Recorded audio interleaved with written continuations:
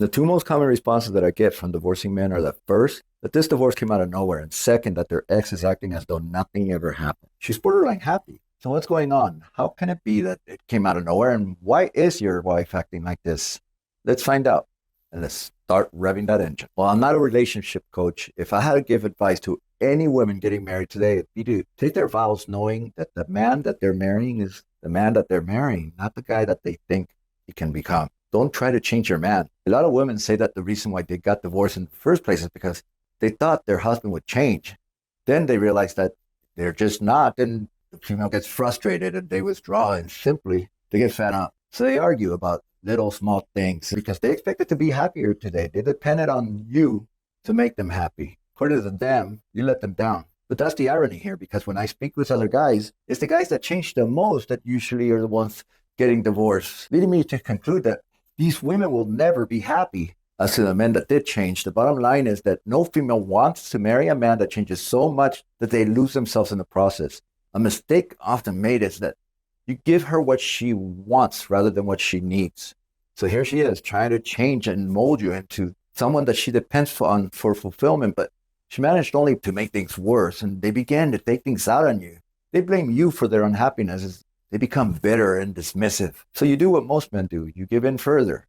On a few occasions, your very own family may even begin showing concerns about your well-being. But that works against everyone, as you stand up for your wife blatantly, but that only isolates you further. So when someone like a loved one, when they show concern, you refuse to see the truth.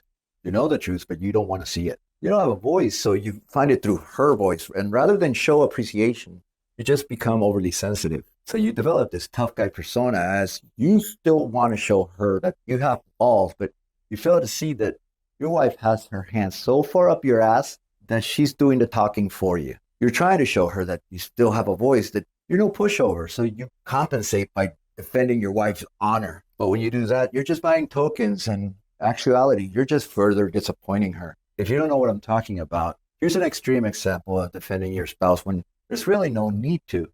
This one we've all seen, and it's unfortunate. Jada, I love you. G.I. Jane 2, can't wait to see it. All right?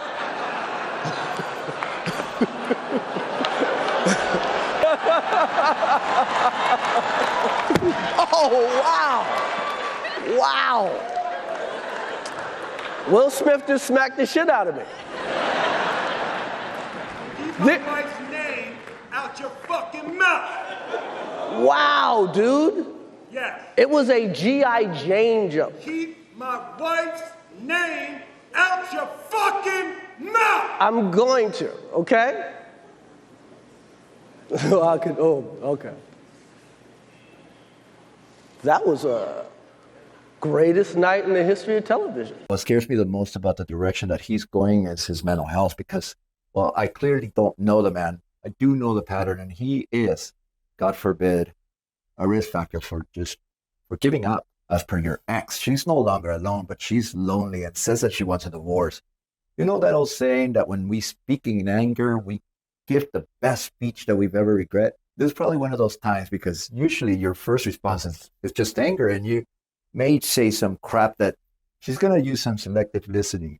You'll tell her to get the fuck out of the house, and she's going to use it against you.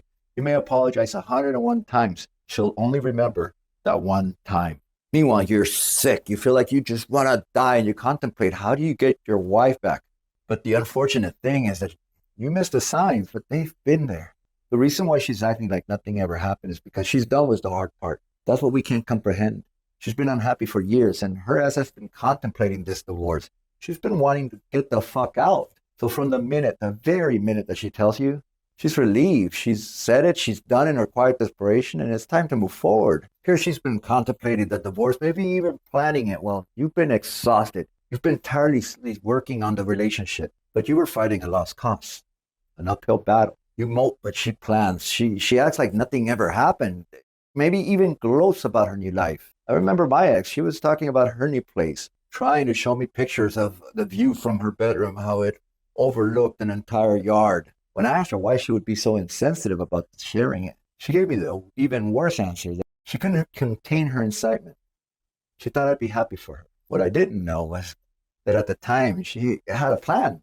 She got a new place for her new boyfriend or significant other. Her paramour. Your wife is acting like nothing ever happened because to her, something did happen, but it was a long time ago. Now she has the permission to move forward. She's acting like nothing ever happened because she's trying to be sensitive to your feeling. Something did happen to her. She's excited about her future again. Most men I speak with, they're still in the hoping to reconcile point. That's understandable. She's your family and you have kids, but they do the opposite of what they need to be doing. They give in more. What you need to be doing is you need to start making plans for you and your kids. Things are now about to go through the court system, and while you, of course, need to try to keep your marriage, you have an obligation to yours and your kids' best interest. What you need to be doing is talking to a professional, scheduling a consultation, and finding your options that are available to you, because by the time that they've told you, you have about a 95% chance of going through with a divorce. Gentlemen, I'm terribly sorry that you're going through this, that you're in such a predicament of having to move forward, but you must remember that you were unilaterally forced into this position. You didn't have a choice in the matter. Schedule a free consultation, because as a divorce coach, it's my job, it's my passion and honor to make 100% sure that this divorce, the one you're dreading, that it comes at a much less expensive price than you expect. Make it my job in making sure that you're going to be okay, from lowering costs to making sure that you recover without a hitch and you start living again, because I know that right now you want to escape, but I'll help you, because frankly, I wouldn't be doing this if I didn't believe for a second that I was the best. So make your appointment in the comment section underneath. Thank you very much.